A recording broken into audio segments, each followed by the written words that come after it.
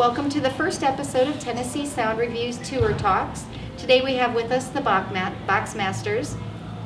Welcome so much, JD, Teddy, and Bud.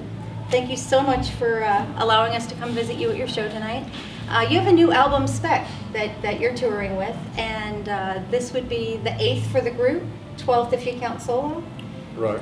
Mm-hmm. And I really wanted to ask if I could, selfishly, the song Speck. Talk a little bit about the universal aspect of that song, because it really moved me, and what we're about on our show is really moving the listeners and the viewers. And would you mind sharing with us about that song and what this album's about? Well, we knew pretty early on with this record that we were going to call it Speck, and we knew that it was going to be thematic in the sense that it's songs about human beings and their struggles and wondering what our place is in this giant universe, you know. And so the title Speck really literally means, you know, we're these little specks, these little humans in this giant universe, and we all have our problems and issues, you know, from personal problems all the way to global issues to social and political issues. So we covered all those subjects on there, and we even have one song on the record called Here She Comes, which is literally about a tornado, and it's about how nature is so awesome and beautiful, and yet it leaves such devastation. Yes. You know, and so that sort of juxtaposition of, you know, seeing, you know, all this awesome beauty, and then people suffer from it, you know, and so we did that song. And we have a song about the homeless crisis, which was inspired by a place in Westwood, in LA there. Westwood's where UCLA is, and, you know, Sure, it's big, you know, a lot of financial stuff there, and college and everything. And there's a homeless encampment right there by the freeway, and there's all these bushes. And the veterans, a lot of them, homeless veterans are around there because the federal building is there and all this kind of stuff. Oh, the VA, the VA hospital's right there too. Yeah. And so we've got a song about that, and the song Speck itself is really about the larger theme, you know, of the movie, about us just being Larger theme of the movie? the larger theme of the record and the record. Well, it makes a visual movie when you listen to the album, I Well, would that's say. kinda what So we we can try go to with do. that. Yeah, That's sort of it's what kind we, of appropriate. It's kind of what we do. We really do visualize these things that we do. And Geoff Emerick, who produced it, who was the Beatles Engineer. Shout out. Yeah, he told us when he was mixing the record that he sees songs in pictures. So whatever the pictures he sees are what he wants the record to sound like. That's Which, beautiful. you know, we thought that was pretty cool. And but yeah, that's essentially it. That's the theme of the record, and the songs, while they're different, sometimes a little bit in subject matter, they all fit together as a cohesive piece. You know, we got a couple of political songs on there that. I was kind of wondering. I wasn't sure if I should go there, because it sounded like a little bit of a metaphor to some political something to say. For instance, kind of reminded me a little bit that are we trying to say, hey, come on, somebody step up here? Yeah. Because I got that message, so I was hoping. Yeah, that's it. That's it. Yeah. And Shut the Devil Up is a song that only has guitar, tuba, and a vocal. That's a political song, as well as Let the Bleeding Pray, which is, you know, highly political. That one I wasn't sure about. I caught that, and at least that's how I heard it. And so Right. I'm glad to hear that was the message that you were intending, Well, because it absolutely. came through loud and clear.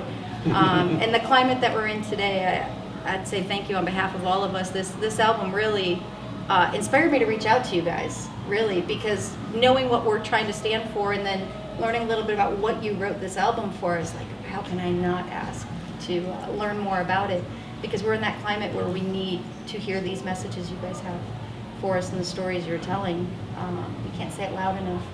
I gotta say that sometimes people who listen to music, I mean, you know, audience members or people who buy records, a lot of times they, and I'm guilty of it myself, I think we all are, is you listen to a song, and if you like the beat and if you like the hook of the chorus or whatever it is, sometimes you don't really necessarily pay attention to what it's about. And then years later, I mean, Steve Miller had this song that before I ever looked at the name of it on a record, I mean, this is a long time ago when I was a teenager, but I thought Steve Miller had a song called Chug-a-Lug.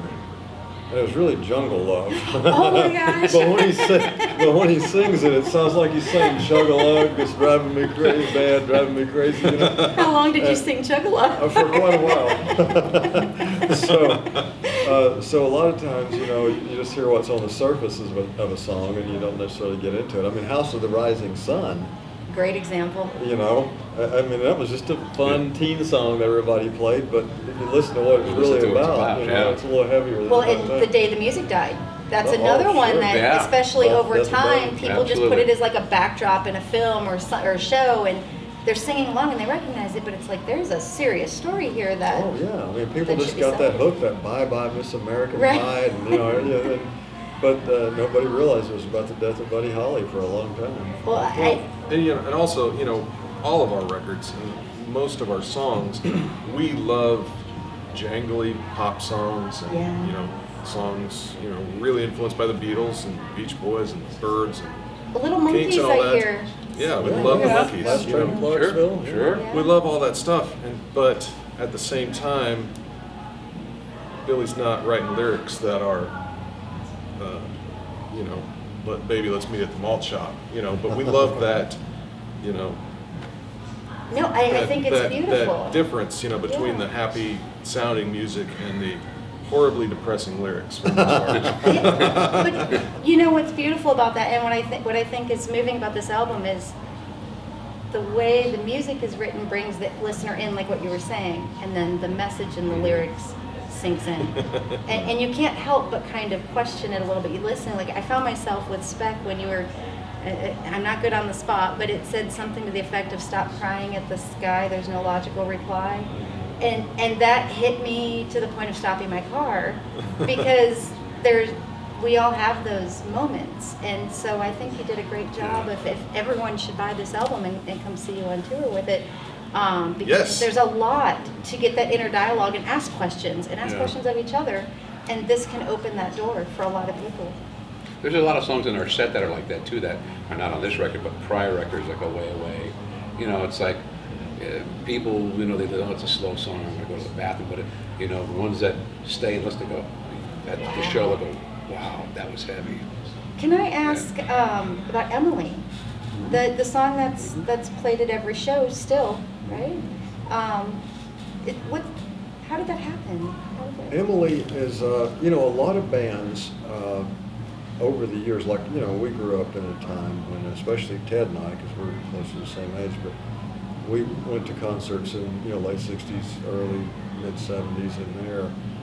And one of the things I always loved about these bands was that they always started their show with the same song. Because the audience is waiting for it. They knew that's what they started the show with. And when you hear that first chord, and you know that's it, you know you're at that show, you know. And one of the ones I remember in particular was Creedence used to always start with Green River. And I had the opportunity to see them a couple of times. And my brother Jimmy, who passed away in 1988, he was 30 years old, he was a great songwriter, and Jimmy wrote Emily.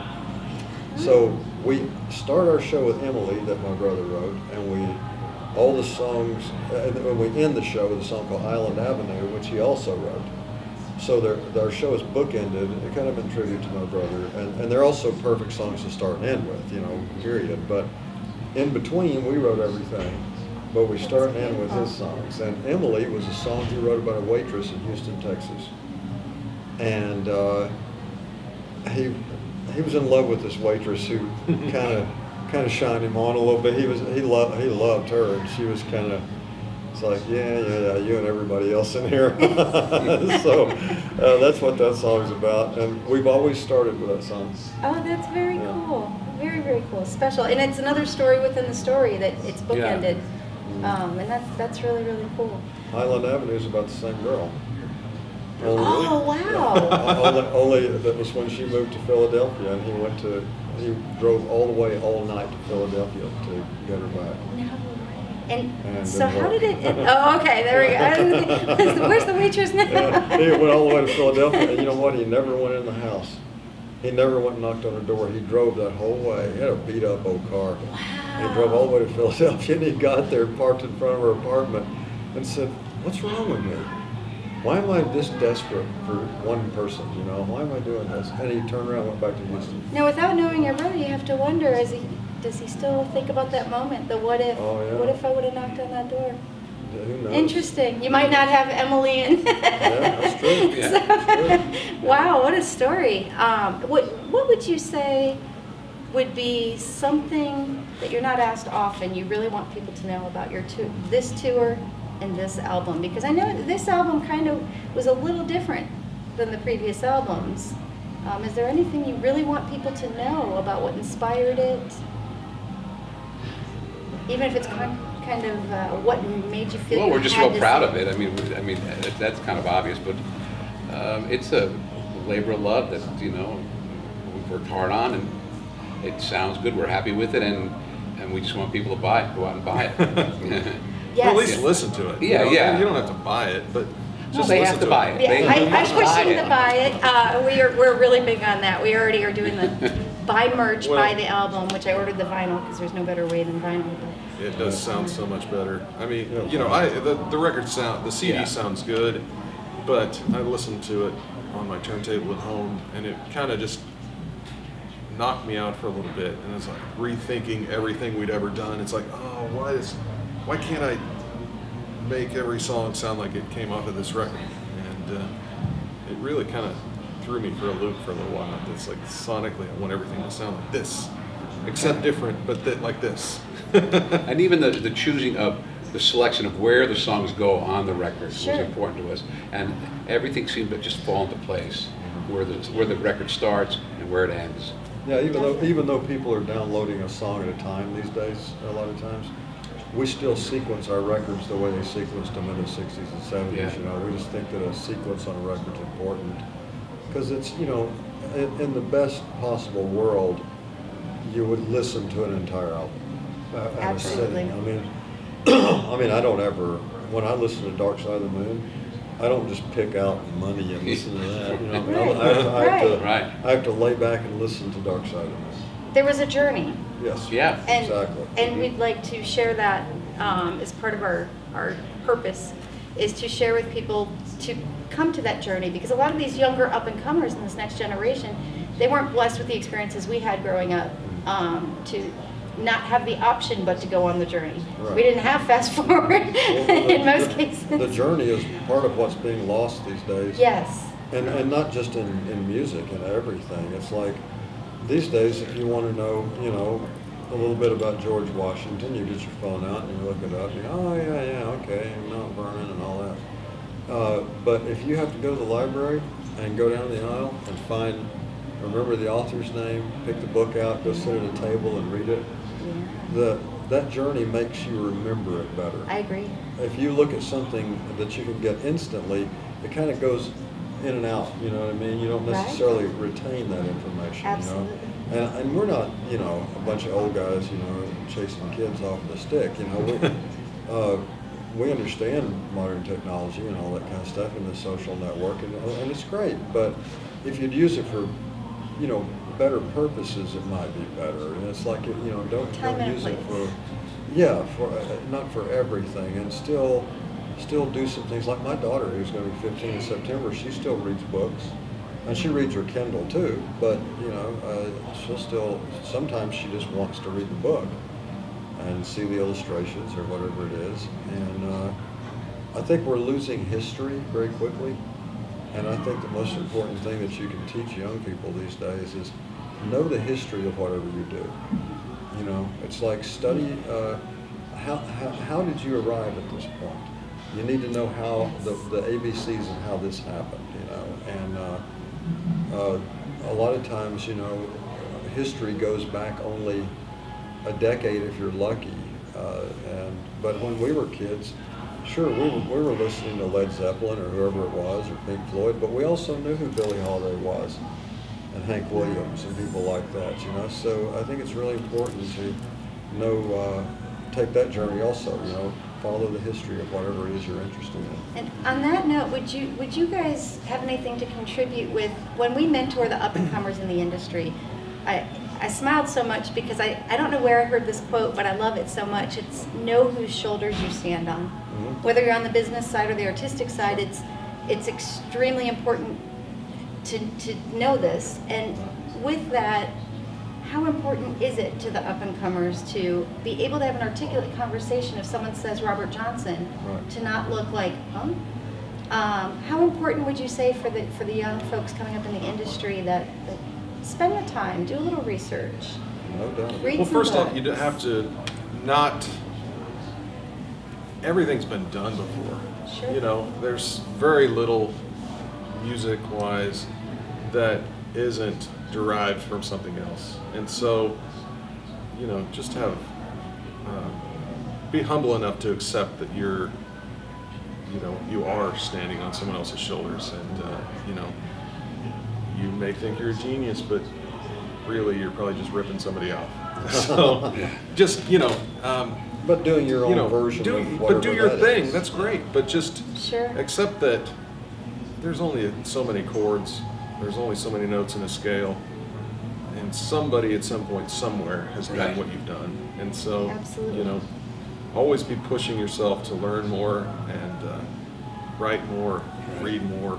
Just always be working, but just don't sit back and just think you're a genius because you cranked out a beat on your laptop or something.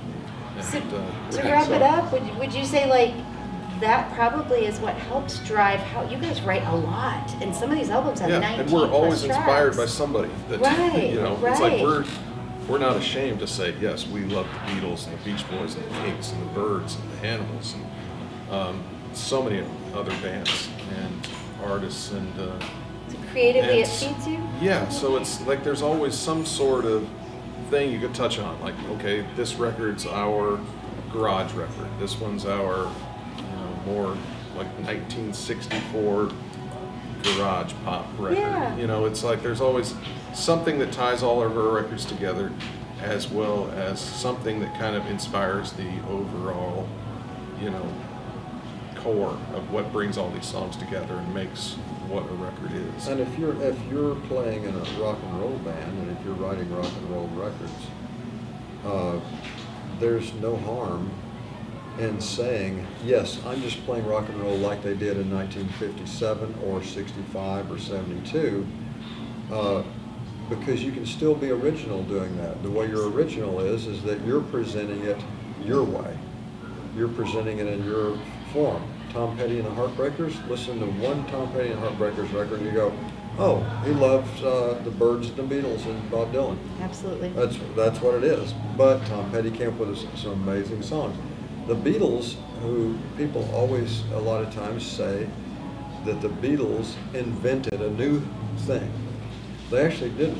What the Beatles did was they presented people in America and all over the world, particularly America, the Beatles presented something that was already our music in a different way, in Yes. a different sound, in a different form, because when the Beatles started, they wanted to be Buddy Holly and Carl Perkins and Chuck Berry and those people, Little Richard. I mean, the Beatles were famous for going woo and shaking their heads. Little Richard did that. Yes. That's what they were doing. Right. They weren't, That's true. Elvis Yeah, Presley, it's true. Elvis Presley wanted to be Dean Martin. Yeah. And if you listen to Dean Martin and listen to Elvis Presley, it's pretty obvious. And so the Beatles, all they did was they took songs that they heard on the radio from here, and when they played them, they sounded They different. became the Beatles. And it became, when they sent it back over here to us, we were like, wow, that sounds cool, because it sounded teenagey for us, I want to hold your hand. And it wasn't like nobody ever wrote a song about She Loves You before. There were a million of them. Frank Sinatra did them. Right. So, the Beatles were the same way. So we're not copying the Beatles or copying the Beach Boys. We just loved music as kids, and all the things we loved, they're in you. And then when you put them out and do them your way, you have your own sound and your own way. And lyrically, we say things that we want to say through those songs. And there's plenty left to say. So that's something you never run out of. You always have something to say. That's really beautiful. A friend of mine, Les Hall, said recently, I write because I have something to say, not because I have an appointment. Yeah. And- we don't make an appointment. Yeah, we don't have And I get it, and that's what I love about your music is that it comes from the heart. I mean, you have something to say and it translates, and so I encourage everybody to please come to a show, buy the album or the CD, check them out, buy merch, check them out, and hear the story. If this has any interest to any of you, please. There's plenty of information out there you can find to hear more about their story on these albums and all the others. The Yes, story's exactly. not over, and it will continue for many, That's many more right. years, I'm And sure. by the way, when she says buy merch, merch is a guy in the band who's gotten on our nerves. We're trying to sell him. And where's the best place for them? I know I saw your website. Is it boxmasters.com? That is it. That's it. www.theboxmasters.com. Excellent. There's a Facebook page. There's an Instagram. Tour dates. There's Teddy's own personal Facebook page where you can go and see his wedding or his honeymoon pictures that he took after being married to his wife for 20-something years. Oh, that's fantastic. Everybody, please check out the honeymoon pictures and comment. Yeah, And remind him it took 27 years. 20-something. Yeah, 20, Something. something like that. I don't. We don't want to get you in trouble. 20-something years to put them on Finally there. had a honeymoon. Finally. Thank you guys so much. well, We thank you. appreciate having you, and thank you guys so much for tuning in to our first episode of Tour Talks.